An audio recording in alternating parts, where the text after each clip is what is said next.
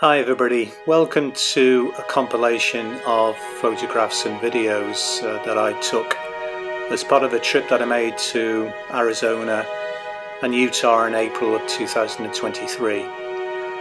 This is no way a sequel to South to the Sun.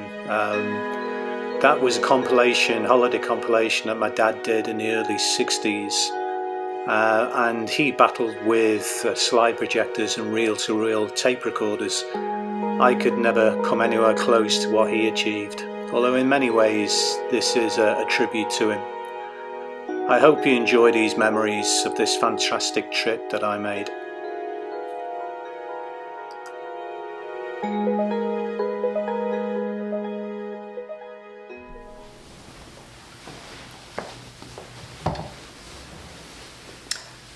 Well, hi everybody. Thanks for joining me on this review of my trip to Utah that I'm going to be making in a few days' time in the middle of April 2023. The seeds of this journey were actually sown by my niece Liz when she bought me a book for Christmas in 2017 called A Place to Walk by Eloise Napier. The book's absolutely amazing read and includes many fantastic walks throughout the world. And there was one in particular that I was fascinated by called Angel's Landing in the Zion National Park in Utah. And I decided at that time that I really wanted to visit this area and do that particular walk, and also do some canyoning, which is a term used to describe wading through a river going upstream. And there's a particular canyoning walk called the Narrows, which I really fancy doing in Zion. Unfortunately, the weather won't be suitable for canyoning during this particular trip. And in canyoning, to be honest, is not the easiest of pastimes, in that you really have to be pretty fit, particularly if the water level is higher than knee deep. And I'm really not that fit to do that, so that's for the future. The other issue is that at this time of year, snow melts from the winter are still working their way downstream. And flash flooding is a real danger in that area, so it really wouldn't be sensible for me to attempt that. So the plan as I do this trip is to keep a video diary of my travels as I progress around Utah and Arizona in the 2.5 weeks that I'm there. And hopefully the idea is to give you a flavour of my experiences as I go. So what I intend to do is to give you more details of what I'm going to be doing, and further background really as to why I'm making this trip and what I hope to achieve from it as I go. So in the meantime, sit back and enjoy the ride with me.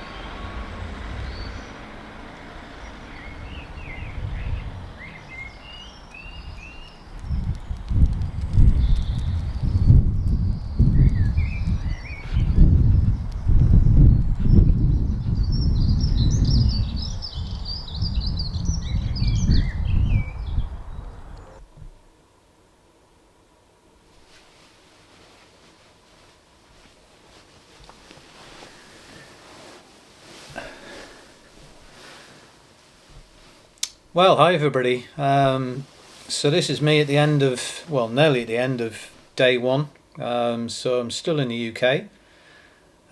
So I got into the Hilton Garden Inn. Well, what time would it be? About 3:30 today. It's now 8:30 in the evening. So I had a really good drive down from Derby to Heathrow. Not too many hold-ups. I probably spent 45 minutes ish in traffic, but given the fact that it's Bank Holiday Monday, I would have bitten anybody's hand off to get here 45 minutes late. So that was a really great result. The earliest time I could get in the car park was 2 o'clock, and unbelievably, I literally got to the gate of the car park at 2 o'clock. So that was fantastic. Got to the Virgin check-in area because I was keen to weigh the case and the rucksack that I'm taking on as hand luggage, and all that worked out well. All the weights were in, so everything was going swimmingly well, as they say. From there, I went down to the hotel, which is a fantastic place. It's a place that Jane and I stayed in previously when we went to Australia, and it's 10 minutes walk, from the check-in desk, which is worth the money. It's not a ridiculous amount of money, but it was it was worth spending the amount of money. Let's put it that way, to have that level of convenience. So got in here, everything went well, as say, in terms of the check-in. It was the room I wanted, etc. And I tried to check in online for tomorrow's flight, and to cut a long story short, I had a problem with it, in that it indicated that my passport details weren't in line with my booking, which is pretty fundamental.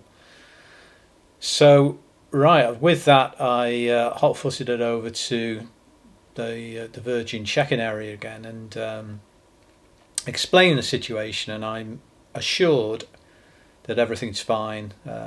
People looked at my booking details, checked obviously my passport, everything was in line, and apparently the explanation was that there are a certain number of people who try to book in online are refused for security reasons, not based on the individual, just based on a random selection of people. And I was unlucky.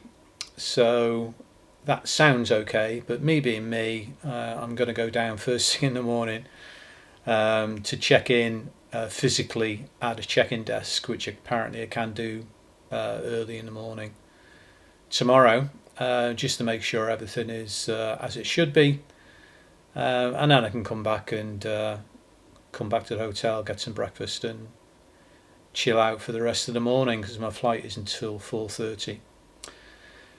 So that's the end of the first day of this 2.5 week jaunt, and I'll keep doing these video diaries as I go, and giving you ideas as to what I'm doing and how I'm doing it, and I'll see you in Las Vegas tomorrow. Cheers now.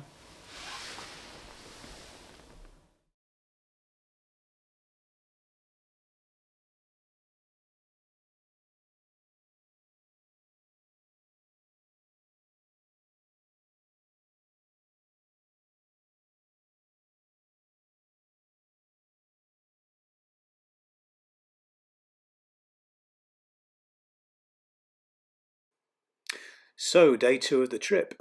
This is the story of my outward flight to Las Vegas.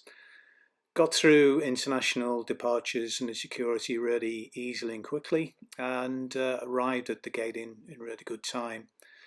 I decided to talk to the people at the gate just to advise them that I had a hearing problem, and I really did struggle to understand tannoy messages for when I should board the flight. So the lady concerned duly indicated that she would come over to me when we were due to board, and tell me of that situation. So I waited there, and it was clear that they were just about to start boarding the flight. And sure enough, the lady concerned came over and tapped me on the shoulder and said, "Yeah, fine. We're just about to start boarding the flight. If you'd like to come with me." So I did that. And much to my astonishment, she said, "Well, you can board now." And nobody else had been advised that they could aboard at that point. So I went down the air bridge on my own, went into the plane, and they were just starting to organise the champagne for business class passengers. So I indicated my situation to one of the staff, and they said, "Yeah, fine, just turn right and find your seat." And I looked down the aircraft, and there was literally nobody on board. I was the first person to set foot in the aeroplane as a passenger. So I had the luxury of walking down to my seat, taking my time to put my gear in the overhead locker without fighting other people, which is what you normally have to do. Got all my bits and pieces out in the seat in terms of headphones and iPhones and all the rest of it. And Julie sat there waiting for my fellow passengers to form a scrum and fight amongst themselves, which, as you can imagine, was a joy to behold. So I was in my seat watching everybody else struggle to board. And the two seats next to me remained vacant and continued to remain vacant. And I started to get my hopes up, thinking, surely these two seats aren't going to remain free. And then I started to panic, thinking, no, these two seats will be taken up by people who've been in a bar for the last 3 hours, and I'm going to have to endure two individuals who were the worst were aware for alcohol for 10 hours. But to cut a long story short, they announced over the tannoy that we'd now closed the door for our departure, and those two magnificent seats that you can see in the shot here remained empty. So I had 10 hours of luxury stretching out onto those three seats, getting a pretty good amount of sleep. How wonderful was that?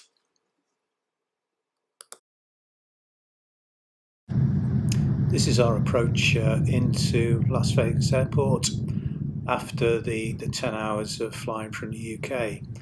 And what you can see here is the Colorado River. And I was hoping to actually view the Hoover Dam, but I certainly couldn't see it in this shot. I don't know if anybody else can. But yeah, it's a pretty spectacular view as we descended into the Harry Reid Airport, and this is around about 6:30 in the evening. So as you can see from the shot here, it's just starting to get into a dusk phase, and the view from the window was absolutely amazing.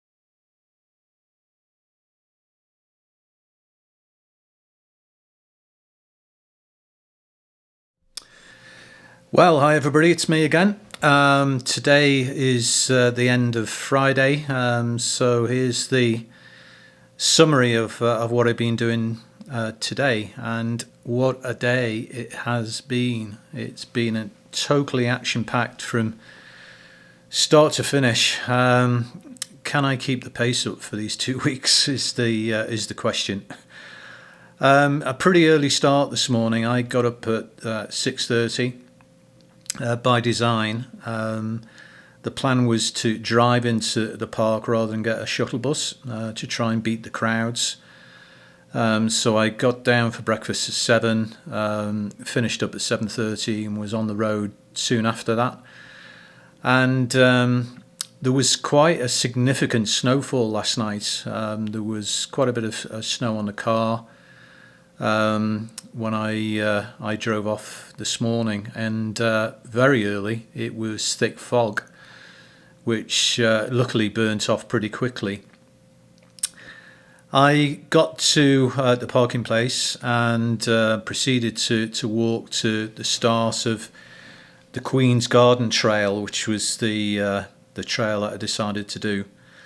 But that was not without hazard, in that I had to negotiate some fairly thick snow at that point, but more of thick snow later.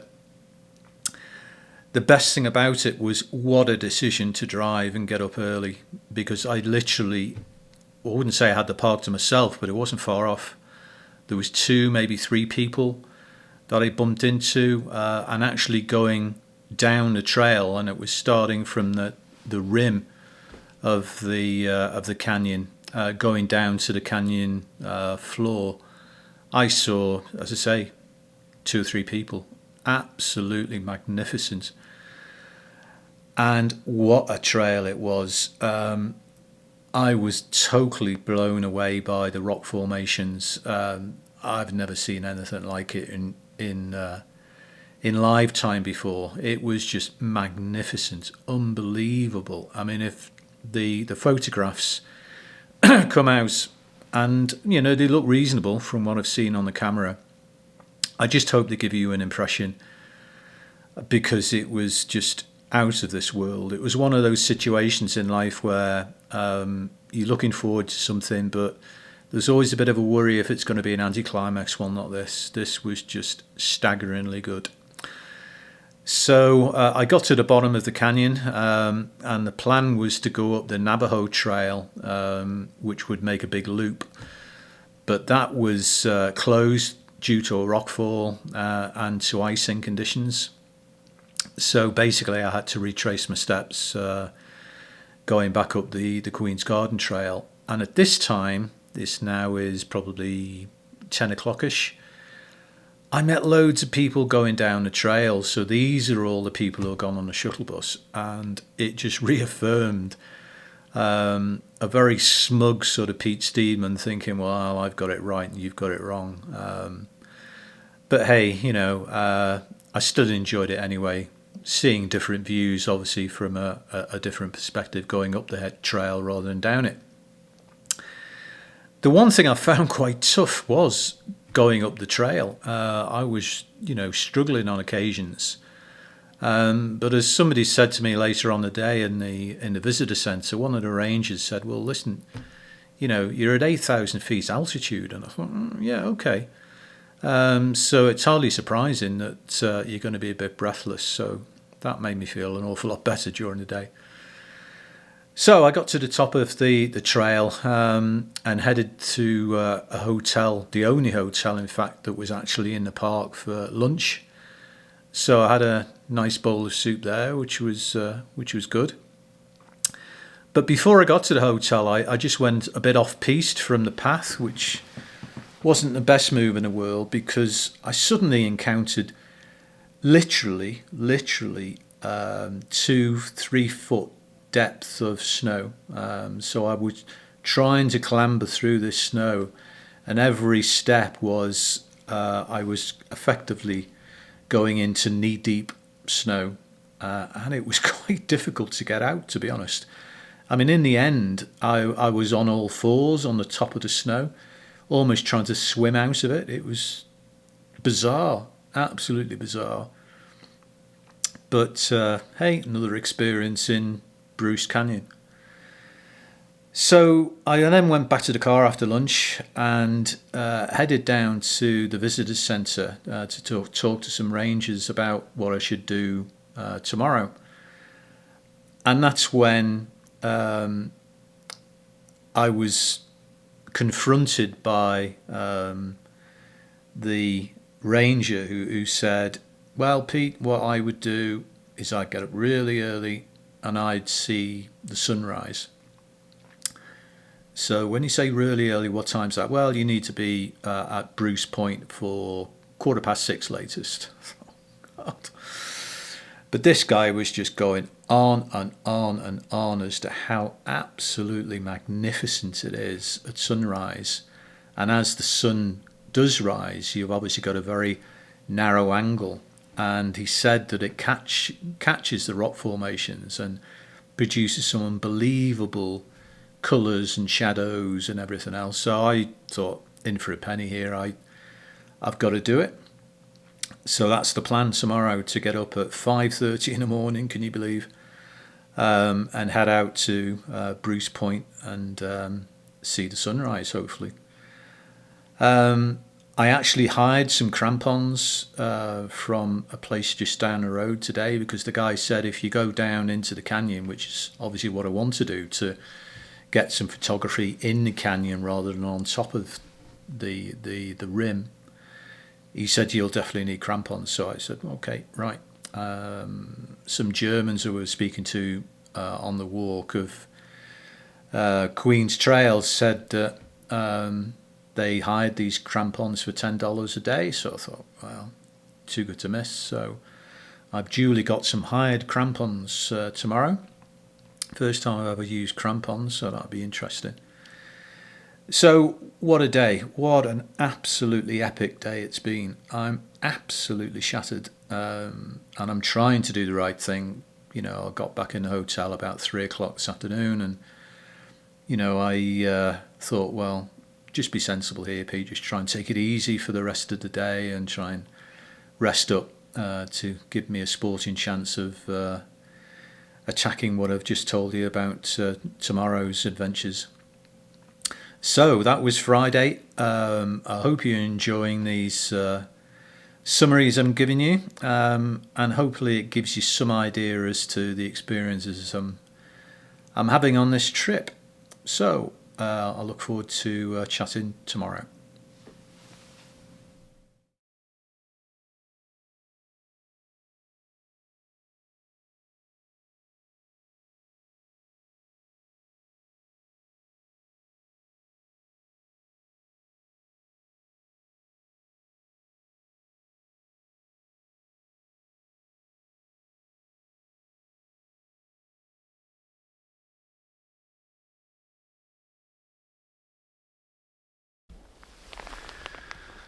Well, I'm just starting the return trip now. I've just got to a point whereby I couldn't go any further because the trails are closed. Wow, things have started to change. I've coming across people, which is a bit of a disaster. Well, this is on the route back to the start point. I'm going through some interesting areas. Morning.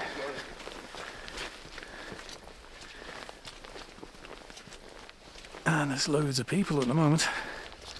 Haven't seen many during the day. Morning. Morning.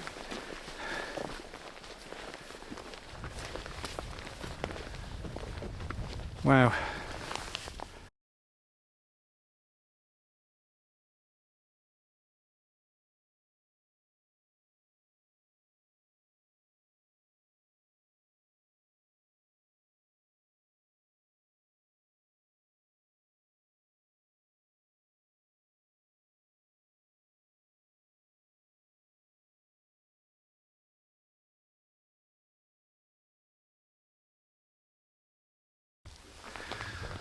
what is it about? As soon as you want to take some photographs, all the people come out of the woodwork.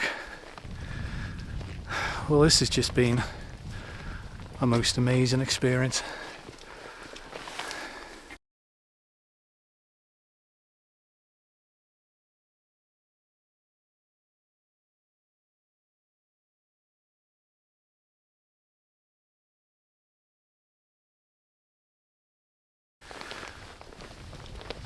I've enjoyed this so much. It's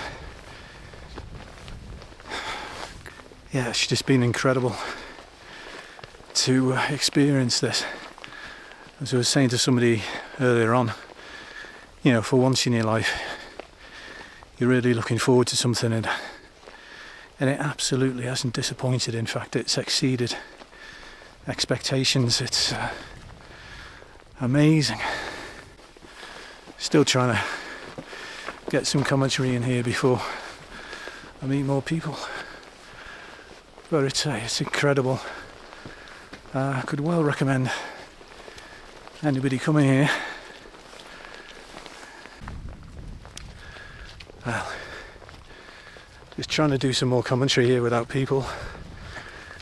Taking a side shot because that's the direction of the sun, so it get a washed out shot if I put it straight ahead. So the situation now is it's about 10:30 in the morning. A little bit of a breeze, but still pretty pleasant.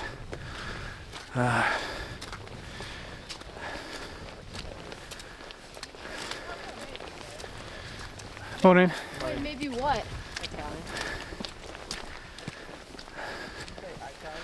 What a fantastic decision to get up at 6:30 this morning when I had this place virtually to myself when I was doing the downward trail. This is not a loop, unfortunately, because of that area it was closed, but now it's pretty busy, which is a pain, but it doesn't still take anything away from this magnificent countryside that I'm in. So I'll get to the top of this and then decide what to do with the rest of the day.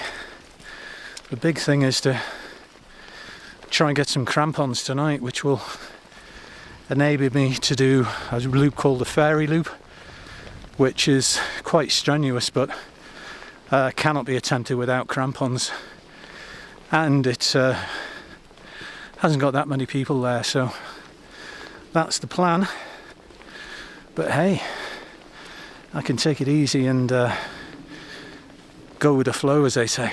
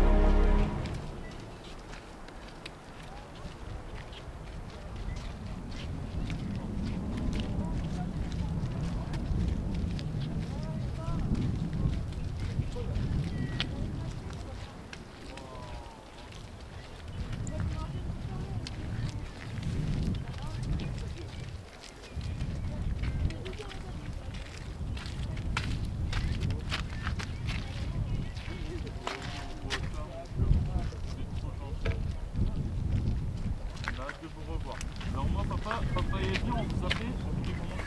Oui, Lola. Ah,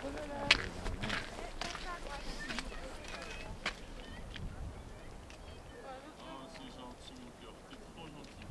Comme ça, papa, il pourra continuer avec vous. Alors, est-ce que tu veux que je te montre quelque chose, Nono? Moi, je t'appelais pour te montrer parce qu'on est dans un endroit magnifique et je voulais te montrer. Regarde, regarde la vue. Oui. Qu'est-ce que... Well, hi, it's Saturday the 15th and it's day 6, can you believe? I certainly can't believe it. It's flying past as I thought it would do. So today, wow, what a day. Very, very tiring, but super fulfilling. I actually got up at 5:30 this morning, as I probably said in the last debrief, to catch the sunset at Bruce Point in the park. Highly, highly recommended by the rangers, to the point where I was persuaded to go for it, really. It would have been one of those situations if I hadn't done it. It might have been, what if? So I had to go for it, which I did. The temperature, though, was unbelievably cold when I got outside. It was minus 14 degrees Fahrenheit. It didn't really feel that cold, to be honest. It was obviously cold, but not to that extent. So I duly made my way up to Bruce Point, and sure enough, there weren't that many people there. As you can imagine, there was some die-hard photographers, 5 or 6 of us really. And I waited 10-15 minutes for the sun to rise, which was good. It was worth going for. Maybe not quite as awe-inspiring as the rangers were pointing out to me, but yeah, it was worth doing. That said, though, what was better was the thing I did next, which was to walk from the canyon rim down into the canyon. And the previous day I'd hired some crampons, which was an absolute necessity for this particular hike, because of the ice and snow. First time I used crampons, fantastic. They were like having 4x4s on your feet. They were just absolutely wonderful and super solid in the conditions. And I've been following the old adage that you can't take too many photographs, and I've been taking hundreds of the things. But you just can't stop yourself. Every few yards you see a new thing to photograph, and you just have to take the photographs and the videos, etc. So lots of work to do when I get home in terms of sorting the wheat from the chaff and doing some post-production when I get back, but I'll be looking forward to that. But from what I've seen on the camera, if I say it myself, there are some stunning photographs. So looking forward to showing those to you at some point when I get back.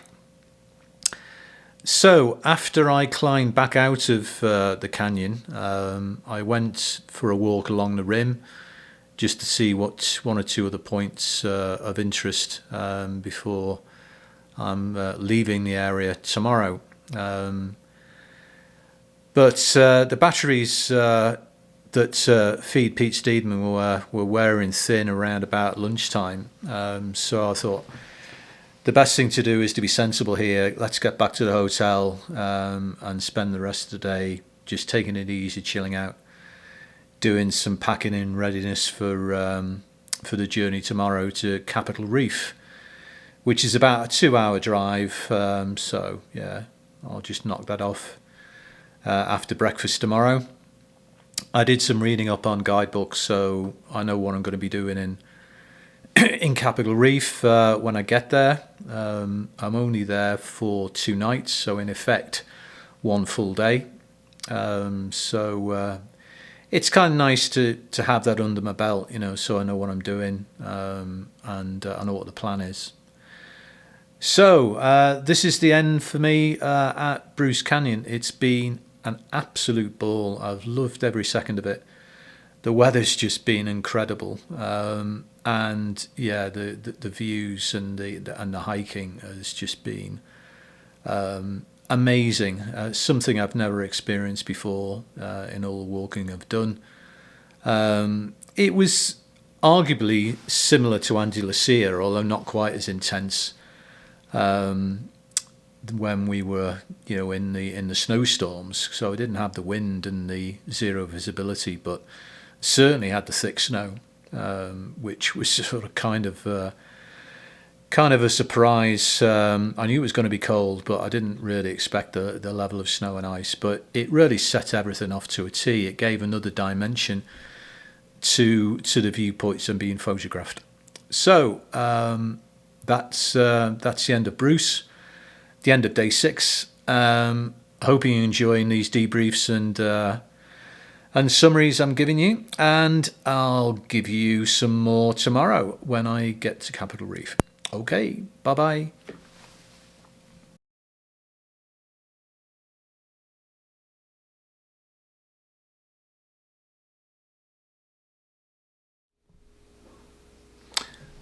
Well, again, this is day 7's summary, and today I have travelled to a place called Capitol Reef, which was a 2-hour drive from Bruce Canyon. I left Bruce at around about 10 o'clock, and again had a fantastic drive up along these straight, fast roads. So I arrived here soon after midday, which was really good because it gave me the opportunity to make the most of the afternoon, which was really useful. I immediately went down to the visitor centre, and the guys down there confirmed that the trail that I'd picked to do tomorrow was a good one. It was a ranger's favourite apparently, so they thought that would tick the right box for me.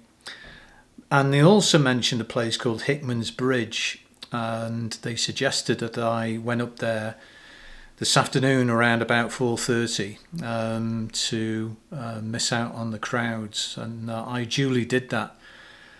And it was everything they said it would be. Again, 10 people on a 2.5 mile trail to a sandstone bridge, which was spectacular in that it had different coloured sort of sandstone, and it was very, very photogenic, albeit unfortunately the photographs I took, with the exception of one, weren't that fantastic, but they gave a good impression of the area. The bizarre thing about today really was thinking about yesterday and today. So I was using crampons in 6 inches of snow yesterday, and today was a question of, well, how much sand am I going to get in my boots? So a bizarre difference in conditions, but very, very enjoyable. The hotel here is interesting. It's obviously undergoing a lot of refurbishments, and the refurbishment is still to be completed on the exterior of the hotel. But to be fair, the room is nice and functional. The meal I had tonight in a restaurant was good. It was fine. I actually had a Southwest salad, as they call it, and I had salad for lunch as well, because the expanding waistline is just getting absolutely ridiculous. So I thought, right, I need to try and cut back on the breakfasts, and certainly hit salad for lunch in future. Otherwise I'm just going to be the size of a barrel when I get home. So tired again, unfortunately, but that's the way of the world at the moment. But it's a nice tired because you're packing an awful lot in, so you're making the absolute best of every second that I've got here, which is obviously the great thing that I should be doing. Okay, so that was day 7. day 7, can't believe it. And I'll see you tomorrow.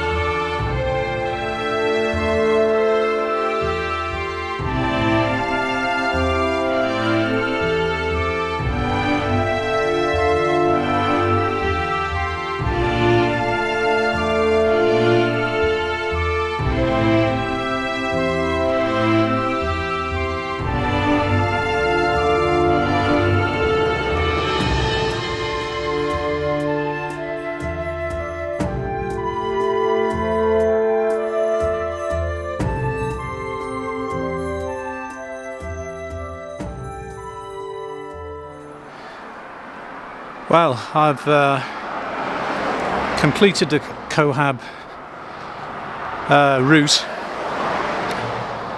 but unfortunately, but it's not a big unfortunately, it's not a circular trail. Most of them aren't. So it's 10:15 in the morning, and I'm just starting the journey back. The end of this particular trail, which I've just got to, is the start of the Hickman Bridge Trail, which I did yesterday. And a lot of people, let's say a lot of people, it was suggested by the rangers that what I might want to do is do them both together. But I haven't really got the time to do that. I mean, I did the Hickman yesterday anyway. So I'm just doing a there and back on the Cohab Trail. I thought I'd do a little bit of video in this return trip. As with most trails, there's quite a steep pull up now to get away from the road that you might be able to hear the odd car passing. And it was similar at the start of the trail where the car is. So there'll be quite a bit of puffing and panting at the minute. Weather is absolutely fantastically gorgeous, just as yesterday. It started off a bit windy, but now that's gone. At least it has here. And the temperature is warm, but not unbearably so. And it's just absolutely fantastic. As you can see, that blue sky's the deepest azure blue I think I can remember, with the possible exception of Morocco and the altitude in the Andes and the Atlas, sorry. So I'll get to the top of this thing and have another chat then.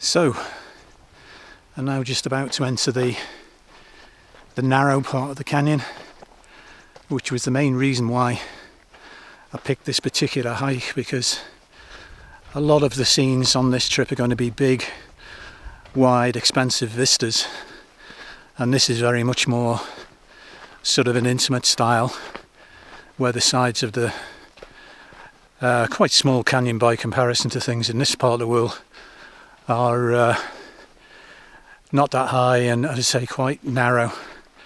So I say it gives a different perspective. Oh dear. So when I'm on the flat, I'm in good shape. If I'd have to do any climbing, it's quite tough.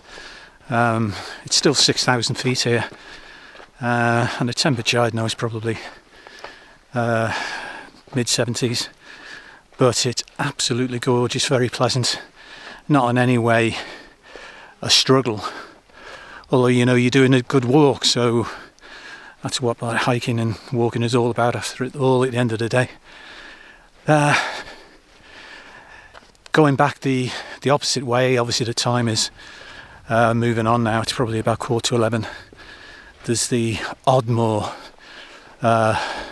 people here, which is great if it doesn't get any more, because you get to have a staccato type conversation, which is nice. You know, for me, being on a solo trip, it's good to have some human contact and albeit it's only passing the time of day, obviously. But the thing about this area as well, when you're on your own in a wilderness like this, is you can get a bit philosophical about it. Putting the world to rights, etc. Not I've had time to really do that. I'm being too busy thinking about where the next photo opportunity is going to be, and I have got the right camera settings so that when I get home I'll be able to have decent photographs to remember the trip by. And I'm just about starting to come into the Narrows itself, so I'll sign off for the moment and talk to you later when I get back in. Okay, so we're into the narrow part of the canyon proper, and hopefully you'll be able to pick this up on the shot, but it's different from what I've seen previously, which is obviously fantastic. Really, really interesting. There's a photo opportunity everywhere, which is kind of difficult to get used to, because you can spend every second of the walk taking photographs. So you have to be a little bit selective after a while, thinking, come on Pete, you've got to get to the end of this thing. You can't stop every 2 seconds, although I've been doing that. So, how's the trip going so far? It's been and is brilliant. The thing about travelling is it's not one thing is better than another. Certain types of travelling have their own particular goals and advantages. I mean, I'm not comparing this solo trip to a trip with family and friends, because that's inappropriate to do that. Yeah, I just broke off there. That's the wrong way. Let's me try this way. Because I bumped into two parties of people, and talking to yourself into a mic, dead cat mic on a camera or on a pole isn't really a great idea. So as I was saying, I think there are advantages and disadvantages of all things in life. But I have to be honest, being out here on my own, the only thing I need to think about is Pete Steedman, what Pete Steedman wants to do. And you can make decisions which wouldn't be right for everybody. Getting up at a sunrise at 5:15 in the morning, I just wouldn't be able to do with other people. And similarly, getting up early to beat the crowds, on this hike, it's not right for everybody, and that's fine. That's absolutely fine. But it does make life a little bit easier in that regard. Okay, philosophy over. Back to the here and now. So as I say, let me see if I can give you a little bit more of a vista here of the canyon. There you go.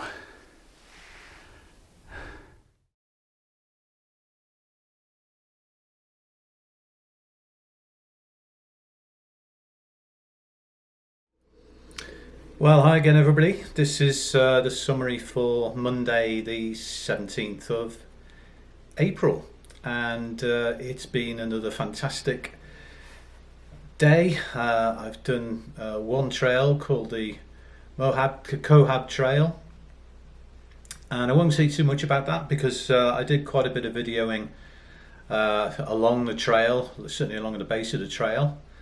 And obviously I was talking about the walk in those video clips. So hopefully if I've got the post editing right, then you already would have heard those.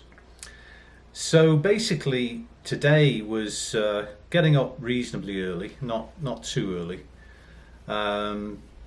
But I always like to do that so that you can, well, not guarantee, but you can certainly stand a sporting chance of not seeing that many people, and today was no exception, which is just so fantastic.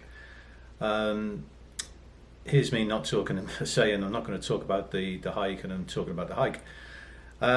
It wasn't a loop. Most of the hikes here appear to be going down the trail and returning the same way. That in itself isn't a disaster, because obviously you do see other views that you otherwise wouldn't see. So that was good, and the theory worked in that I saw more people on the return trip later in the day than I did obviously in the earlyish morning. I actually spoke to some Brits on the trail today. They were based in New York. They were both diplomats working in the consulate over in New York, so they were just spending some holiday time down in the south when they had the opportunity to do so. So this is my last day in Capitol Reef, and I've enjoyed it. When I first came here, I thought, yeah, maybe it's not as good as Bruce, and in truth, it probably isn't, but it's different is probably a better description. So as I say goodbye to one area, I look forward to meeting and greeting the next landfall in this joint that I'm making. So I'm based in Mojave tomorrow, which is just outside the Arches National Park. And this national park is totally different from others in that this is the crowded area, or one of the crowded areas, probably second to Zion, and it is operating now a ticketing system to actually get in the park. So I've got 3 timed tickets, one for tomorrow and then the 2 following days when I'm there. So that sort of kind of gives you an idea as to the crowds that they're expecting at this time of year. So the planning acumen needs to be raising its game now in terms of thinking through the best time to do things, and on what to do and what not to do. And I've been doing that most of the afternoon. As you can probably hear this evening, I'm in a lot better physical shape than I was last night. I was really, really tired yesterday, and I'm only slightly tired tonight, which is good. So that's really about all I want to say about Monday today, and looking forward to Pastures New tomorrow. So I'll speak to you again then. Bye now.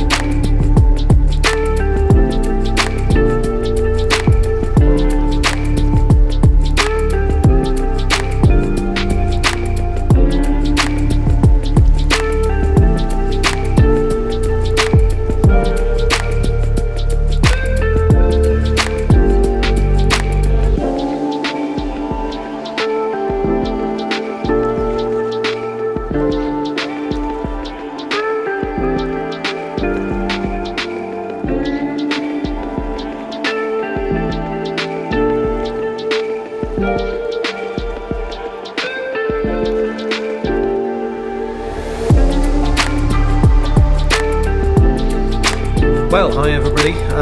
Here's today's summary. This is Tuesday the 18th of April. It's 8 o'clock in the evening. I've just come back from having dinner in the centre of Moab, and I had a vegetarian meal, which was really nice, super healthy. That's why I went for the vegetarian, really. And I went to a bar pub that was recommended by one of the guys downstairs at reception, and it was really good. It's exactly what I wanted, really, in terms of it. The service was very quick, even though the place was quite busy, and yeah, it hit the spot basically.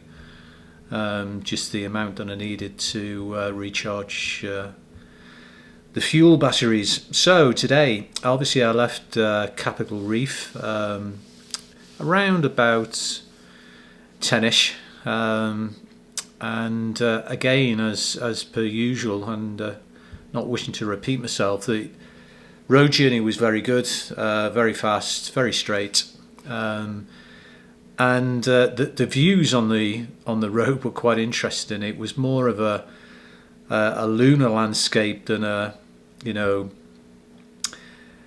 greenery of the UK as to what we're used to. It's even a Martian landscape, really, because there was quite a lot of red tinge, as you can imagine, with the sandstone.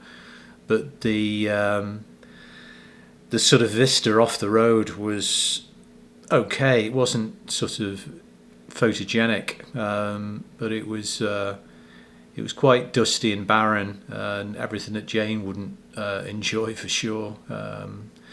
However, it served its purpose. It got me to my next destination, i.e. Moab. Found the hotel after a bit of a false start. I missed it initially, went into the centre of Moab, then doubled back and found it. And it's a really nice Holiday Inn. Really nice. The room's good, very functional, very modern. I haven't seen too much of the rest of the hotel. Apparently there's a fitness room which I won't have time to use, and there's an outdoor pool, and I haven't got any bathers, so even if I had the time I wouldn't be in a position to use that.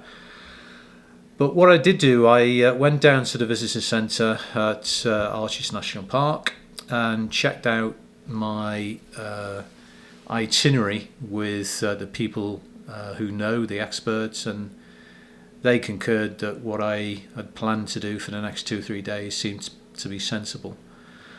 So I came back to the hotel. I hadn't actually checked in at that point, so I checked in and then went back to the national park and went to a place called the Windows, which is a whole series of sandstone bridges, basically, which were very, very interesting, very great to photograph, and it was really like Capital Reef on steroids, really, similar, but as I say, much more big and brash than I'd seen the day before at Capital. Then I went down to a place called what's it called? Something Boulder. Anyway, it's a straight sort of monolith, but it's got a boulder on top, perched at a very precarious angle. So it's a Leaning Tower of Pizza type of situation, and very photogenic. So I spent some time photographing that. At that time, though, the wind got up fairly extensively, to the point where it was getting quite difficult to take photographs by keeping the cameras still. But the weather forecast for tomorrow is for the wind to drop, and also for the temperature to drop, as I think I previously said yesterday. So the plan tomorrow is another early start. I'm keen to try and avoid the crowds on quite a long trek. If I do the whole trek, it's 7.2 miles, and I want to get there before the crowd. So it's going to be another 5:30 start in the morning, unfortunately. But you know, it's a choice. And I know I'd be annoyed if I got there for 9 o'clock and my window of entry into the park, and you do need a timed entry, is from 9 till 10 tomorrow. But if you get there before 7, then all those bets are off, and you can just enter the park at leisure, in inverted commas, before 7 o'clock. So that's the plan. Got back early from the meal, which was also the plan, so to clearly get to bed early tonight, get a good night's sleep, and get myself charged up for tomorrow. Okay, so that was the 18th, Tuesday. Looking forward to spending more time in the Arches National Park tomorrow. See you tomorrow. Bye bye.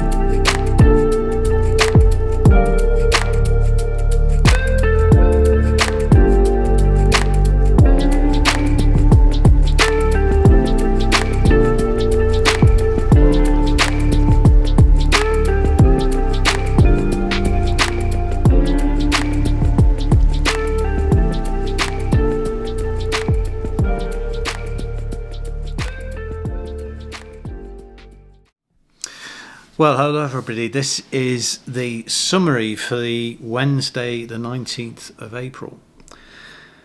Where do I start about today? My God.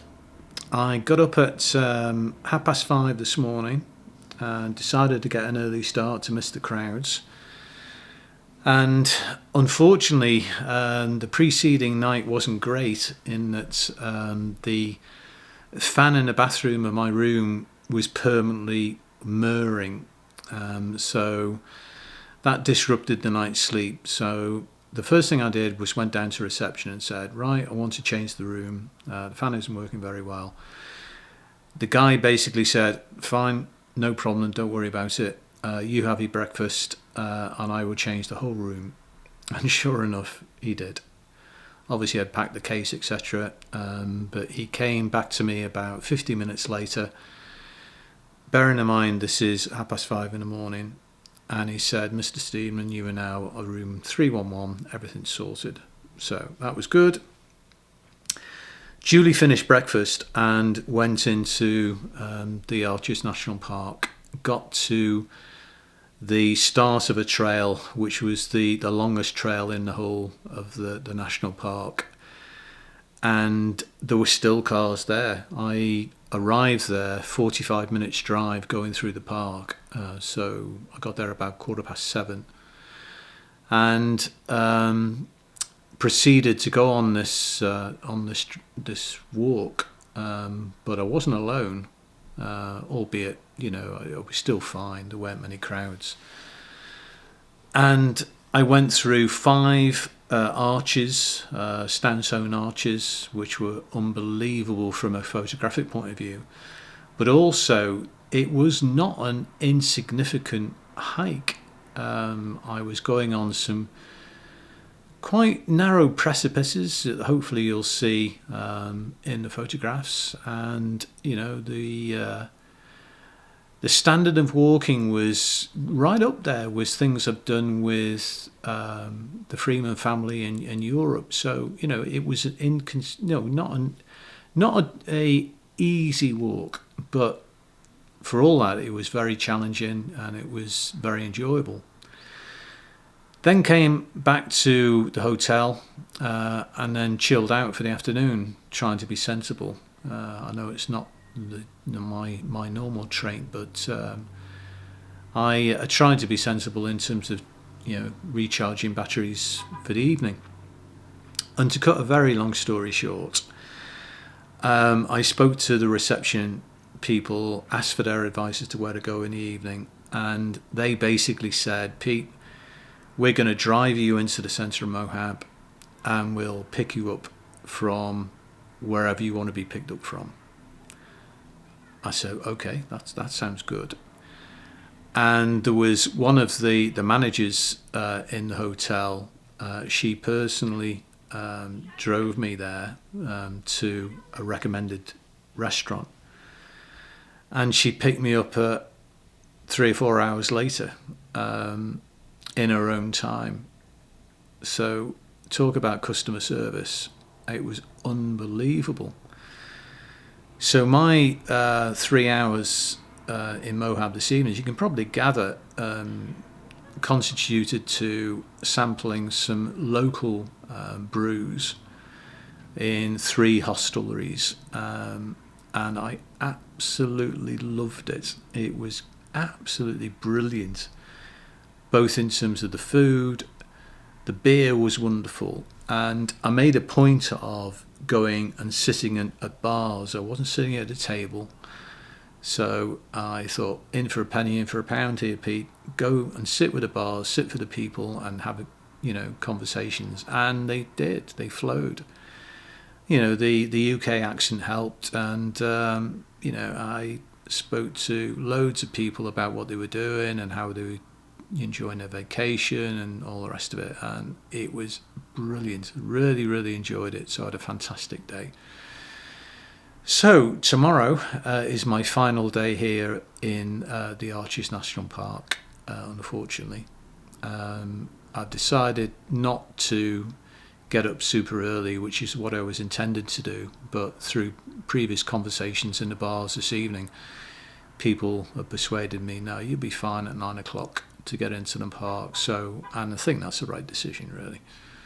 I've been burning the candle at all sorts of ends over the last 3 or 4 days, if not the whole trip, frankly. So it'd be nice to have not exactly a lie-in, but not an early start tomorrow. So that was Wednesday, and I'm hoping you're enjoying these summaries, albeit this has been a bit of a rambling one. With the amount of alcohol that I have consumed this evening, and I have absolutely loved it. See you tomorrow, guys.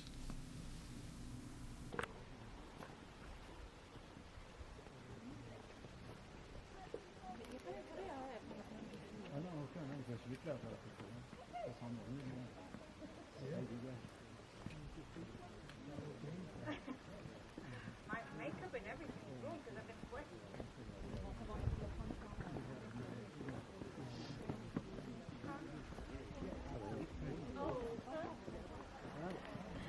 Adam said you can literally just go down there.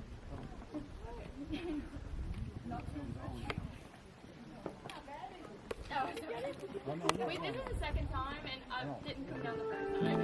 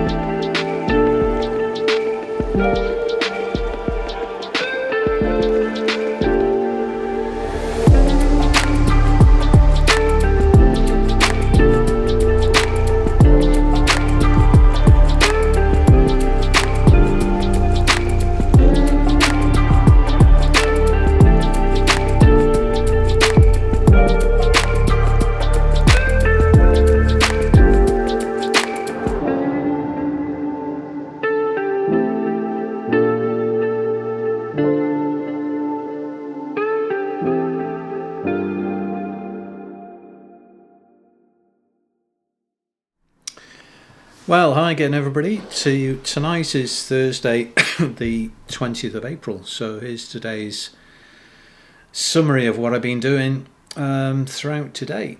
So the big highlight was to go to the most impressive, arguably, arch in the Arches National Park called the Delicate Arch. And I decided not to get up super early to beat the crowds.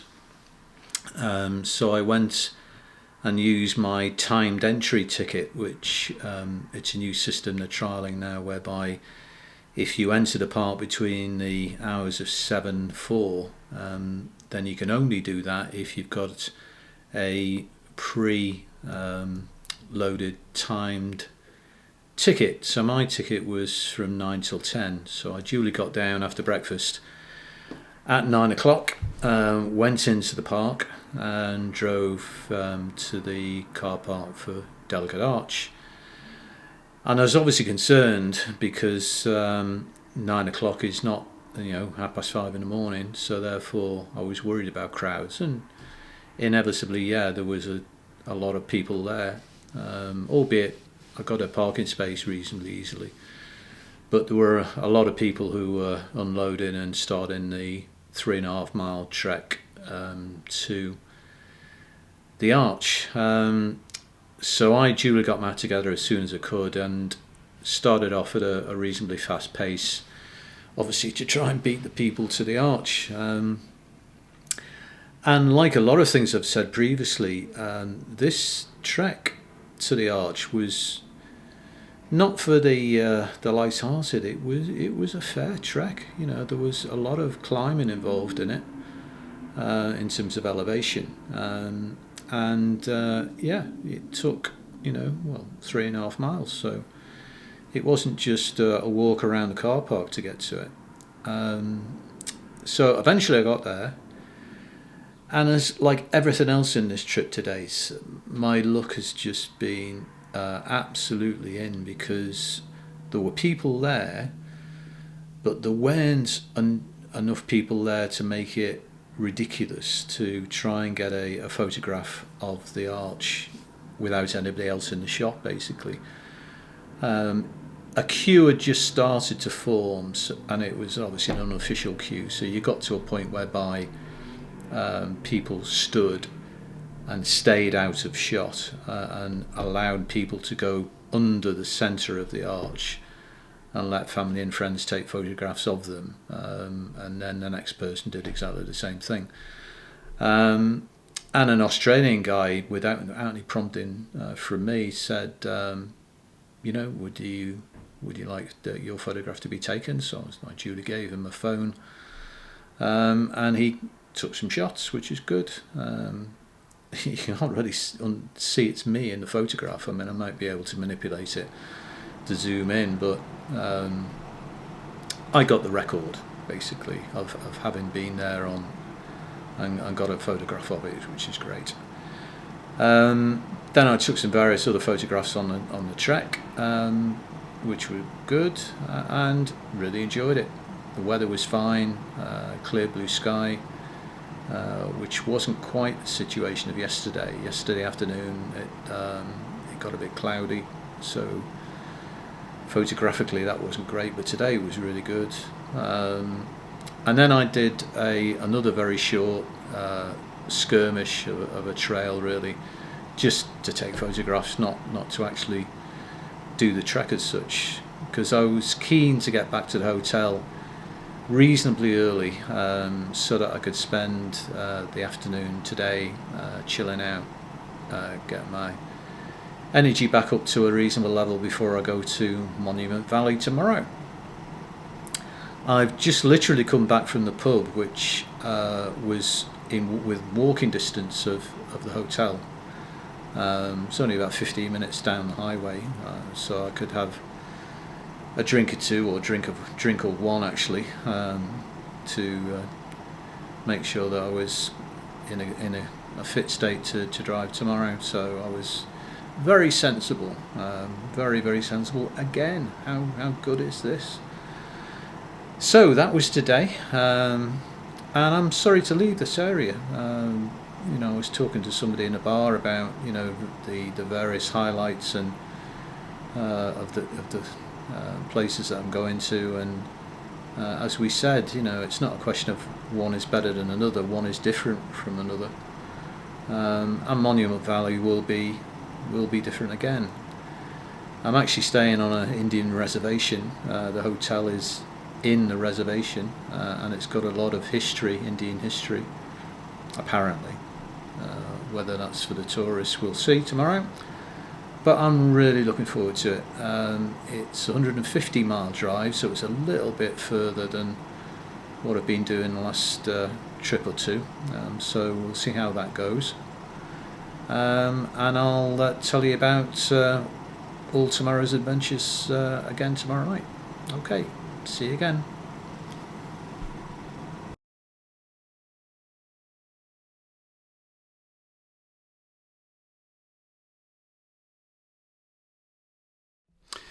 Well, hi everybody, it's me again. This is the summary for Friday, the 21st. I just thought I'd do something a little bit different this evening. This is the room in a place which is on an Indian reservation. I got here about 1 o'clock today, and I did a trail from the hotel called the Wild Cat Trail, which was really good. But I just thought I'd take the opportunity to show you the view from the room, which is quite incredible, and maybe one or two bits of the hotel. So here we see the view, and so I'm going to go onto the balcony now.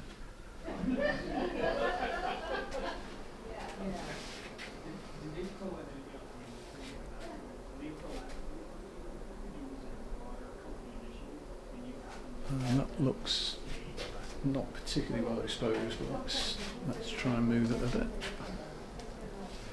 Ah, there we go. So that's a good exposure of the view, but not me, but that's not a problem.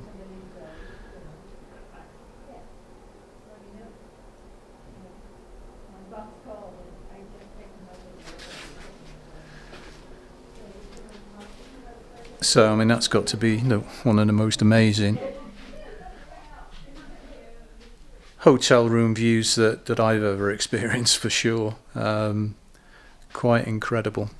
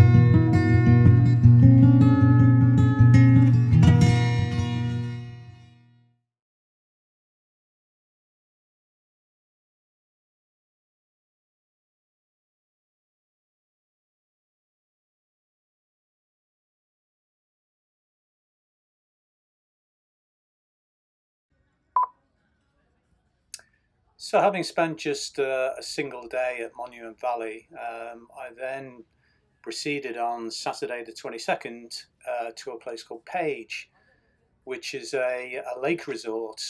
And the idea of staying in Page was to really have a recuperation day.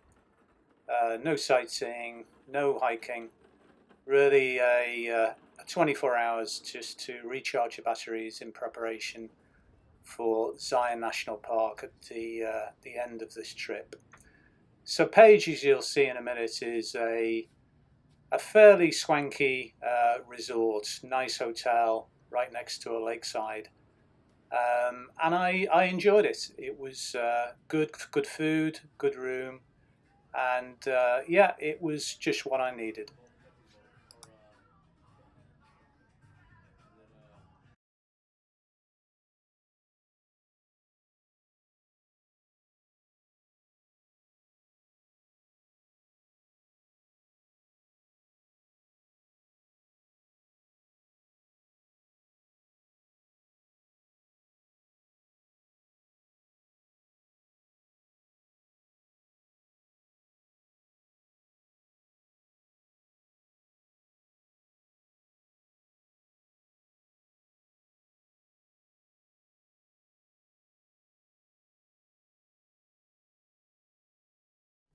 Well, good evening, everybody.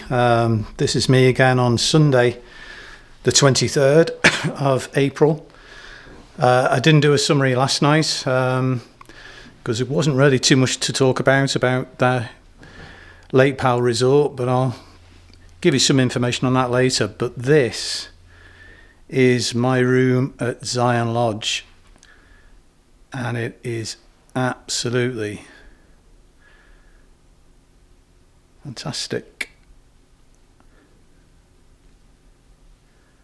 The whole place has got a feel of Wilderness Lodge about it, which Jane and the girls will recognise what I've said there. And even this room, you can get a bit of a feel for the sort of Wilderness Lodge decor. But it's got its own little veranda here.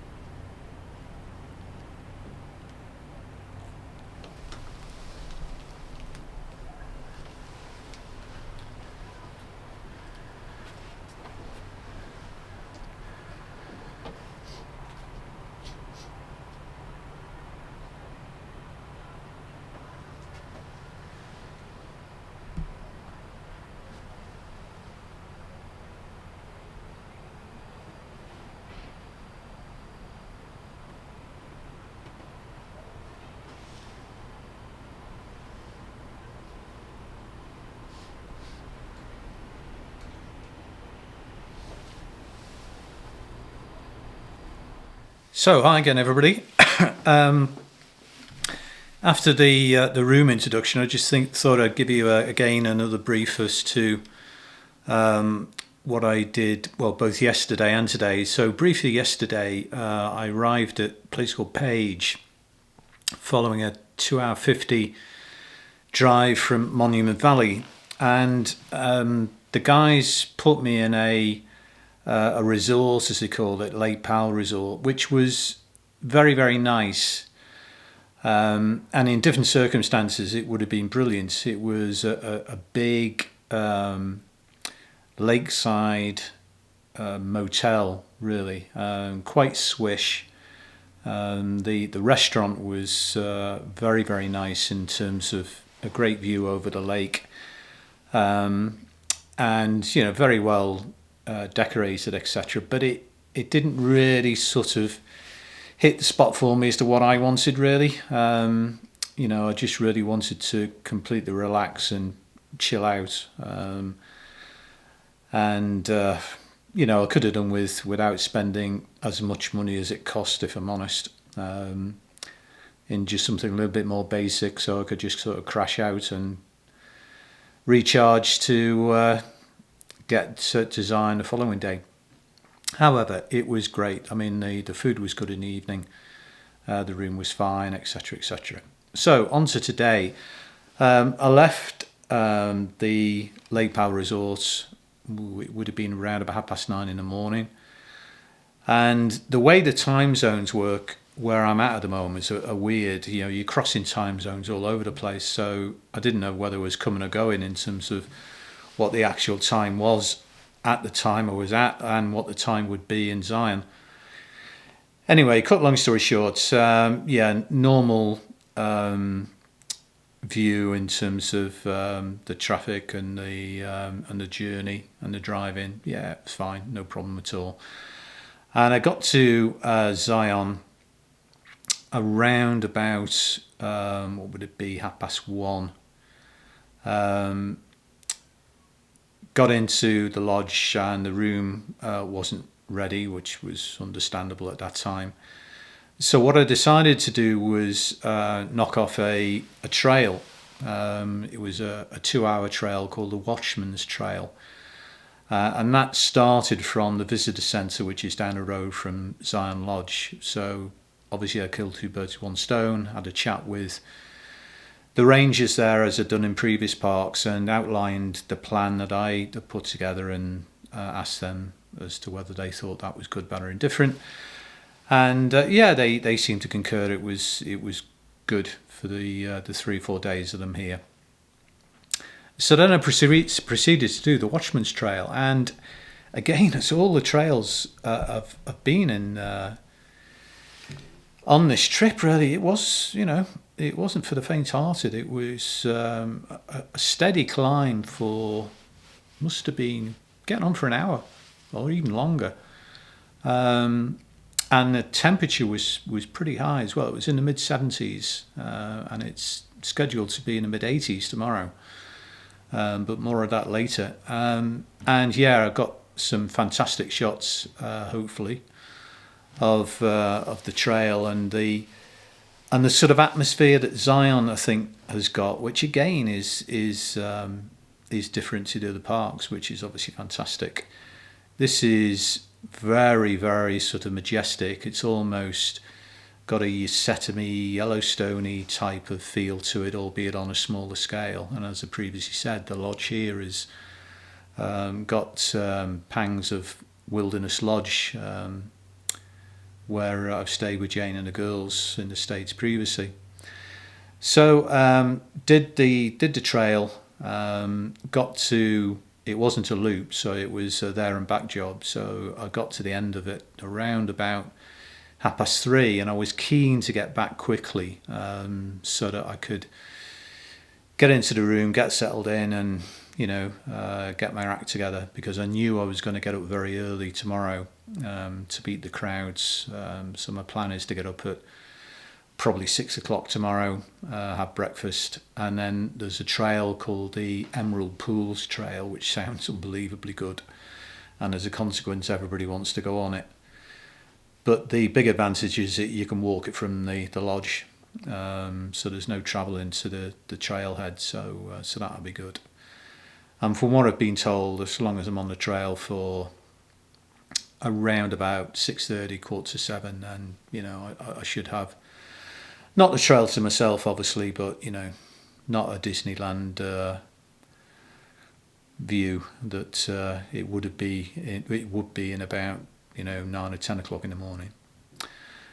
So I haven't eaten this evening as yet, so I'll be going down to the restaurant in around about probably 45 minutes or an hour, because I'm told that the crowds will disperse by that time, and then I'm going to have a sample of a very, very good Pinot Noir, apparently, which I've bought a bottle. You saw it briefly on the veranda previously, so I'm going to crack that, have 1 or 2 glasses, see how it is, and I'll then get to bed and get myself ready for tomorrow. So that was Sunday. Thanks guys, see you soon, all the best.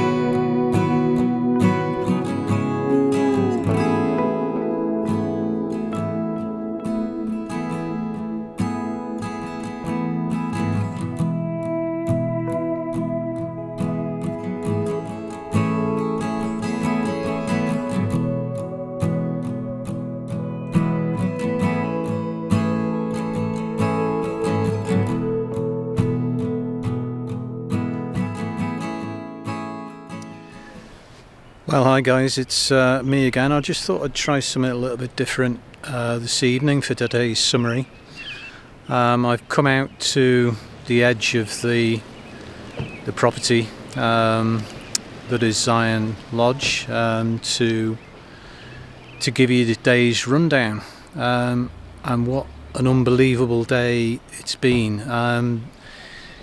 In thinking briefly as to how to try and to describe today, I recall a conversation I had with a couple from Pittsburgh on one of the trails that I did, and we were chatting about what we were looking at and what we were experiencing, and she said it's just indescribable. And I actually said to them that when I chat tonight with family and friends doing the day's summary, that's the way I was going to describe today, on the basis that I was getting bored with trying to, indicate a different way of describing my experiences. But quite genuinely today, in Zion, in a number of trails that I've done, they were indescribable. Having said that, I'll give it a go. I got up early again to miss the crowds, and I kicked off about 7 o'clock from the lodge to a trail that took me through to 2 emerald pools, as they called it, and this walk was very, very popular by all accounts, hence the reason I got up early. And it was absolutely brilliant because nobody was there. Absolutely nobody was there. So I had the whole place to myself, so I could take photographs and just go at my own pace, etc. And then I proceeded to go up on via the shuttle bus to the end of the Zion route to do a walk which took me to a place called the Narrows. And this is where you can, when conditions allow, you can wade through the river and walk up the river in through a very narrow canyon. But as it is currently, that was not possible because of the runoff water from the snow melts. And some of the photographs and videos I tried to take today was designed to give you an idea really of how fast flowing the water was, and clearly there was no way that anybody could wade through that water. I then went down again via the shuttle bus to a place called the Big Bend. So this was an area as a bend on the river, and it gave me an opportunity to take some more photographs. Then I went to a place called Weeping Willow, and that was a relatively short walk up to a waterfall. And again, because of the level of the rivers and the runoff, all the waterfalls are quite full, so that was very spectacular. And then I went on another trail which took me to another area of the park, but it was only a very short, about half a mile's trail. So all in all, I probably have done about 6 or 7 miles today. And I've got to be honest, I'm feeling the pace a bit now, physically.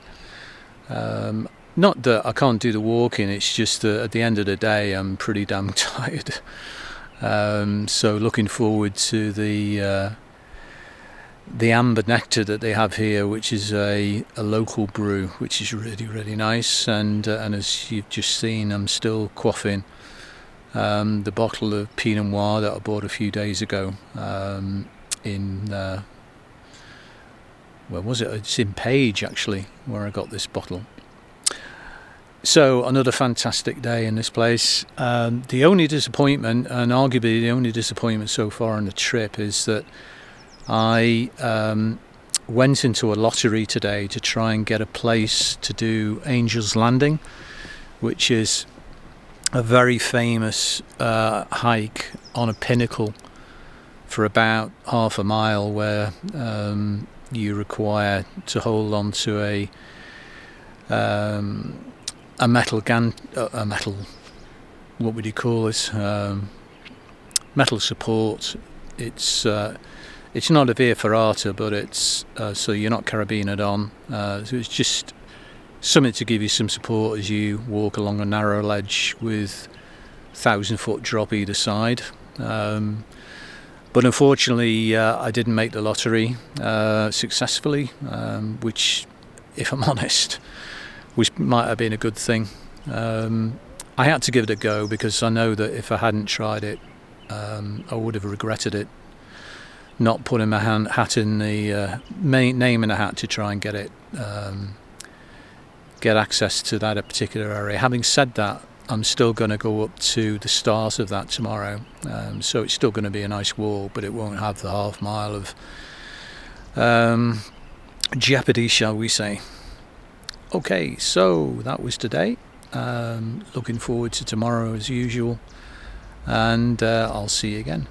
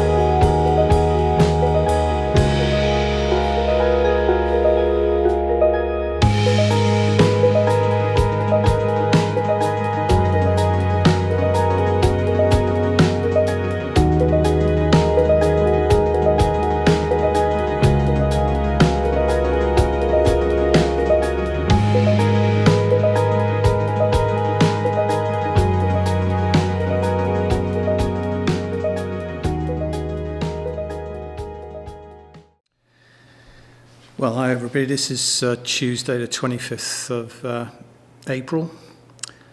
and this is going to be my final summary in Zion National Park. So the big event today was I did a hike to Angel's Landing, which was absolutely incredible as per all of the hikes that I've done. The only issue really was I got up a bit later, started the hike around about 9:30, and as a consequence of that there were a significant number of people on the hike. Again, not wishing to repeat myself, but it was not a easy jaunt. It was 4 or 5 miles in total because I went beyond Angel's Landing onto a rim trail, and it was tough. There was a switchback route to get to the elevation where the final piece of Angel's Landing commenced, and this is the point where you need a permit to go on a very narrow trail right to the top of it, and as I said yesterday, I failed to get a permit for today, so I couldn't do that. But if I'm honest, I think it was useful that I didn't get the permit, because there was quite a few people who were clearly going in to that section who didn't have permits, and it was quite crowded and frankly potentially very dangerous. So I would love to have done it, but as I say, discretion is a better part of valor, I think, on that one.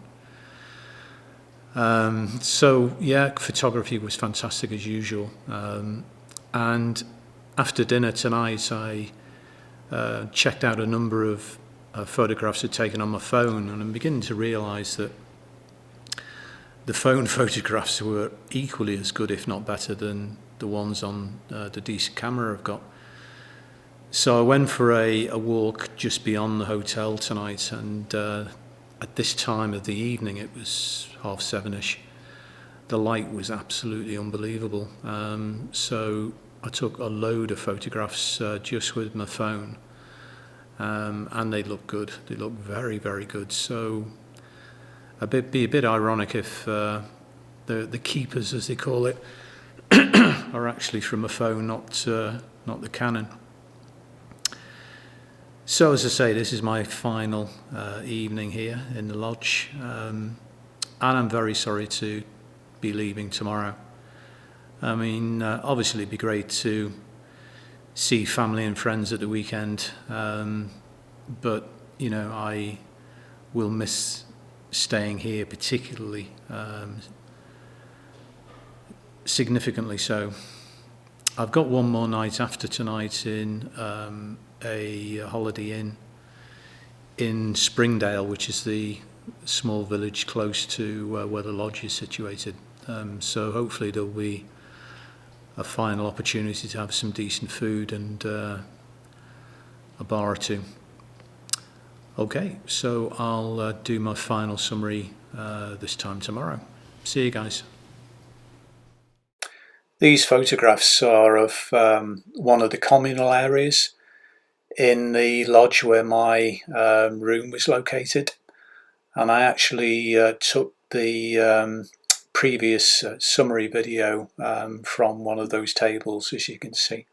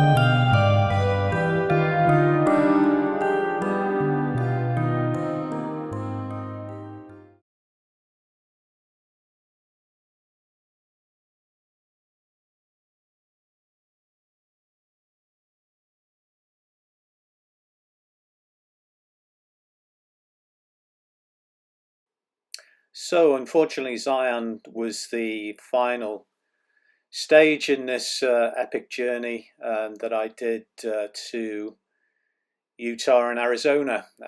So after Zion, I drove back to Las Vegas and caught a flight home to the UK. Here you see me in the Hilton Garden Inn at Heathrow, and I felt as though I needed a night's recuperation before the drive back to Derby. Well, what more can I say about this trip? It's been a fantastic experience for me. Each of the 5 national parks had their own particular special charm and series of experiences for me as a particular individual. But if I'm really pushed to select one highlight, it has to be Zion. Zion had that ultimate take your breath away series of experiences in terms of the hikes and the walks that I did. But as I say, each park was absolutely unbelievable. Over these 2.5 weeks, I've had a fantastic time. I've really enjoyed every single second of it.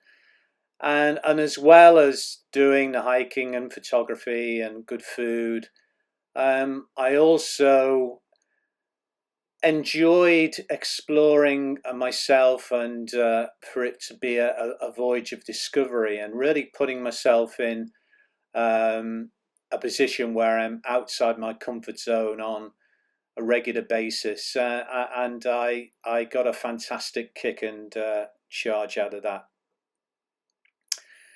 So in terms of the trip in figures, I did 2,400 miles of driving.